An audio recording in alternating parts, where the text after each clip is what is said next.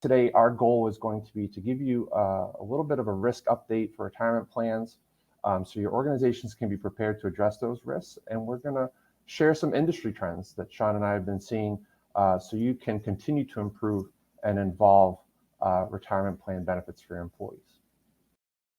With that, I will turn it over to Shawn to give you a little bit of information and update on Secure 2.0. Thank you, Dave. And thank you all for joining us. So again, Shawn Huxley here at AAFCPAs. I'm a partner in our employee benefit plan group. And I'm going to be covering Secure Act 2.0, some of the updates and how they are affecting the plan sponsors. So just to give you a brief history, the goal of Secure 2.0 is to provide workers with greater access to retirement plans. It's to encourage retirement savings and also to simplify and clarify retirement plan rules. Now, this is a massive act. There's over 90 provisions in the act. And today we're just going to be scratching the surface, just talking about a few major mandatory acts, as well as a couple of optional provisions with you. And then just talking about some suggestions on how to implement these provisions for your plans. So you're going to see that some of the provisions have various effective dates, but the good news is that plan amendments generally won't need to be made until the end of the first plan year beginning on or after January 1st of 2025. Now, one thing to note is that even though the formal amendments can hold off, the plans do need to be operated in accordance with the effective dates of those provisions. So there are a few provisions that, again, we feel have a major impact on your plans that you should be aware of. So the first three I'm going to cover are mandatory, and then the last two are going to be optional. The first mandatory provision, it relates to how long-term part-time employees are treated in plans. So in the first Secure Act back in 2019, this rule was created, but it only applied to 401ks. So Secure Act 2.0 makes it applicable for 403bs. Now, under the act, the long-term part-time employees who were not eligible to participate in the plan previously are now allowed to. And so this relates to those employees who were excluded due to the less than 20-hour work week rule, which is a typical exclusion you would see for 403b plans. So under the provision, these employees would now be eligible if they worked 500 hours or more in 2 consecutive 12-month periods. So even though this provision isn't effective until 2025, plan sponsors need to start tracking hours for all their long-term part-time employees starting last year in 2023. They'll have to track this year in 2024 because it is a 2-year look-back period for when it kicks in 2025. The next mandatory provision relates to how catch-up contributions are looked at. So if anyone has this provision in their plan, it allows anyone over 50 to make additional contributions to the plan. So this was an act that was a provision that was supposed to be effective for 2024, but because of how they weren't sure how to administer it, it was extended and now applies to plan years beginning after December 31st of 2025.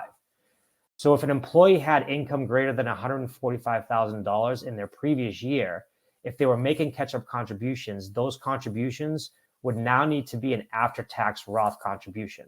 So it can no longer be a pre-tax deferral, which is a huge change. But it also comes with some administrative issues that, again, they extended it because they're still trying to figure out how payroll, how providers are going to implement that provision if it, when it's elected.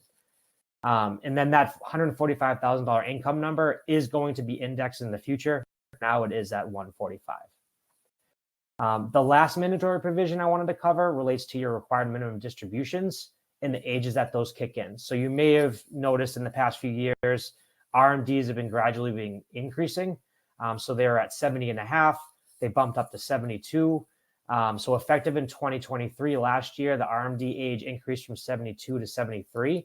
And then a little bit down the road in 2033, the age is going to be increasing up to 75.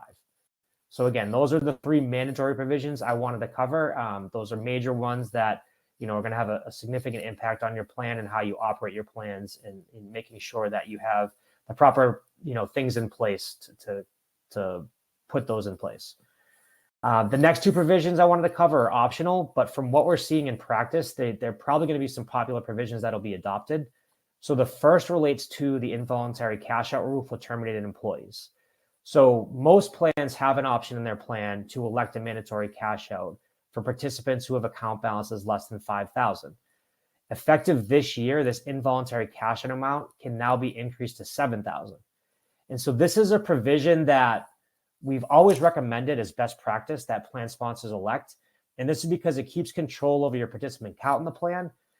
So if you're able to force out all of these small balances for old terminated employees in your plan, it can help you better manage your plan assets, and can also result in dropping out of a need for requiring audit, because that is based on participant balances in the plan.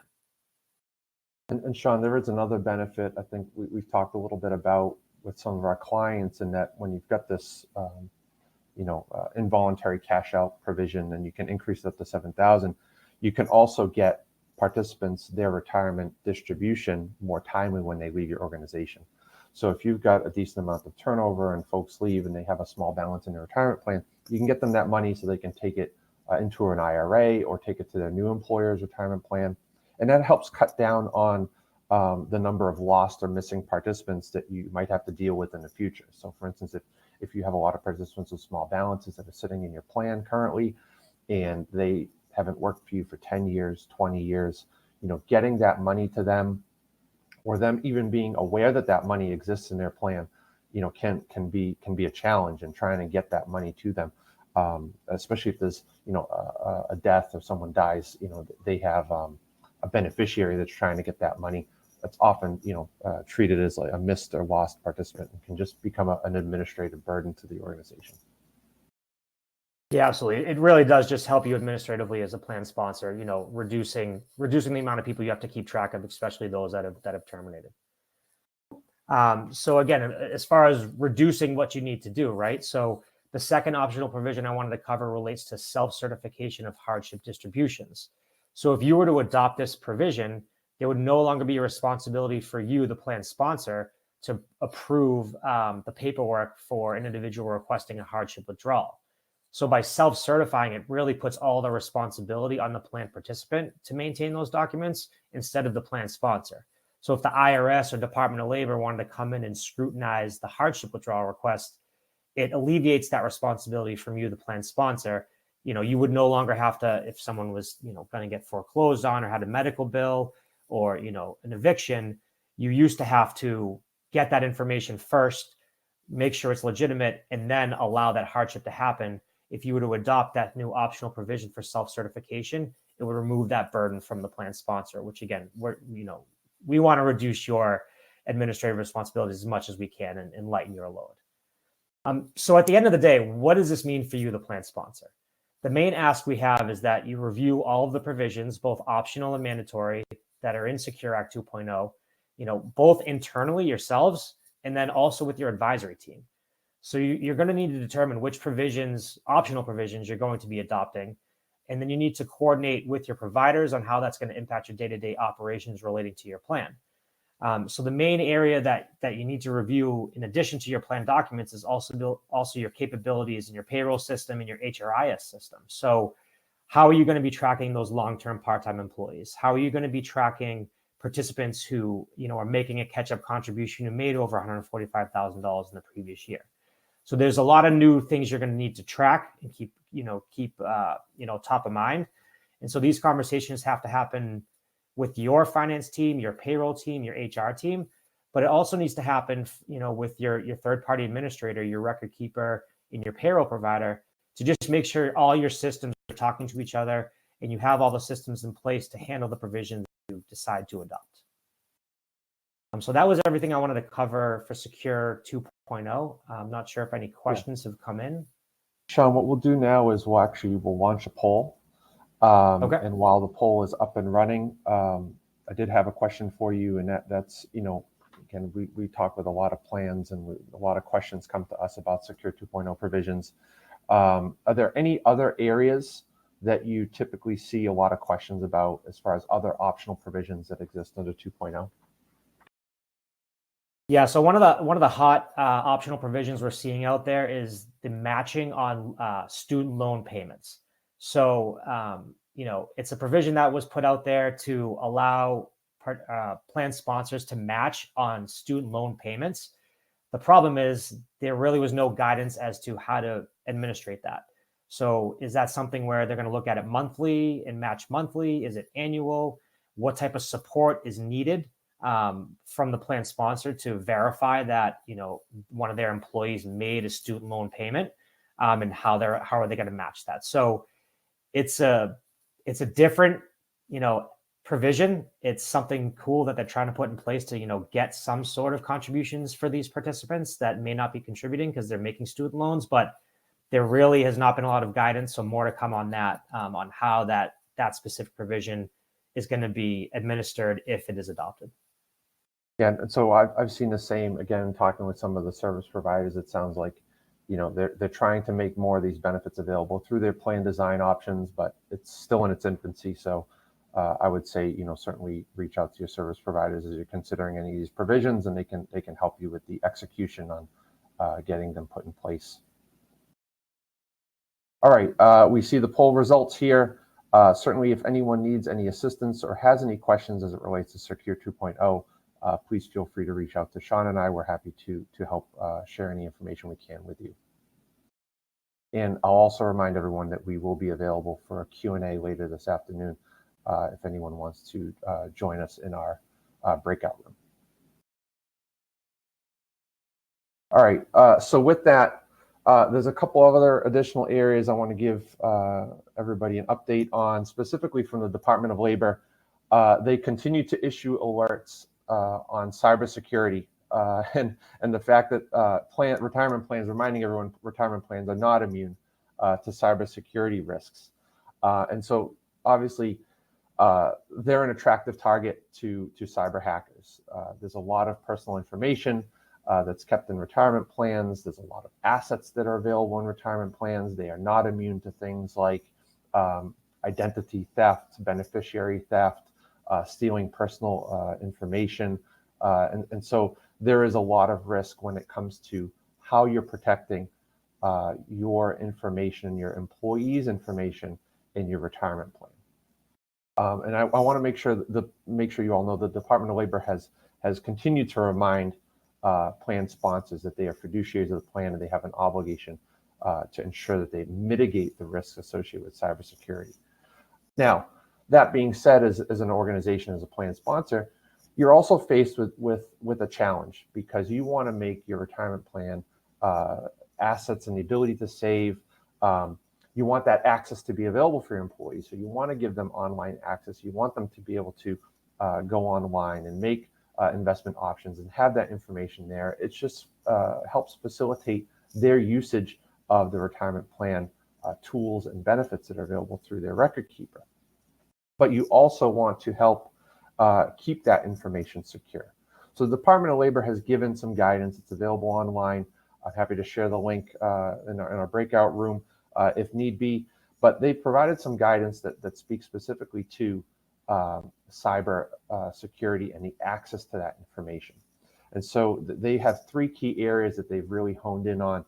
One is ensuring that you have strong access controls procedures. What that means is, as an organization, as a plan sponsor, I'm sure you have an individual who's responsible, or maybe more than one who's responsible for administrative rights and access to your retirement record keeper, whether it be TIA-CREF, Fidelity, or any of those other service providers. There's typically one or two or three people who have access to be able to log in, make changes to information, and to ensure that you limit the access to that administrative rights, and that you monitor access. So when you have turnover, you have folks that change positions, that you're continuing to update who has logical access to those systems. The second is to ensure that any assets and data that's being stored in the cloud or by a third-party service provider, that it's subject to security reviews and independent security assessments. If you're using a reputable service provider, they more than likely have what's called a SOC 1 report that would speak to any testing that's been performed by an independent CPA firm to test the internal controls or the controls in place at the service provider. And that might extend to, and most likely does extend to, the IT controls that are in place at your service provider. So they would provide an opinion on the controls that they've tested at your service providers. And that should give you some additional support around what controls are there from their standpoint. And then the last is making sure you encrypt any sensitive data. So any of you that are familiar with the process for funding your retirement plan, every pay period you have withholdings that are processed through payroll, and those withholdings by participant is transferred, and there's a file feed that goes over to your retirement plan record keeper. There's different ways that can happen. The trend in recent years has been moving to an integrated or an automated process where information every pay period is automatically transferred from your payroll to your record keeper through a secured portal, and that's all managed by your record keeper and using the controls that are in place by those service providers. So there's no manual involvement from the employee or someone at the organization to ensure that information isn't being sent, for instance, over unsecured email or something to that nature. All right, the last area we're going to cover today is actually the proposed fiduciary rule. The Department of Labor has been working on this for some time. They've picked it back up again in 2024. It has been through OMB and been approved, and actually just as of yesterday was released as a final rule from the Department of Labor. There's no effective date yet, but they've issued the rule. And so, as they've continued to progress in looking at who a fiduciary is and making sure that there's clearer definitions, I think it's important that we paint a little bit of a picture for the not-for-profits and how retirement plans have evolved for not-for-profits. As I mentioned, we've been involved in this industry for some time.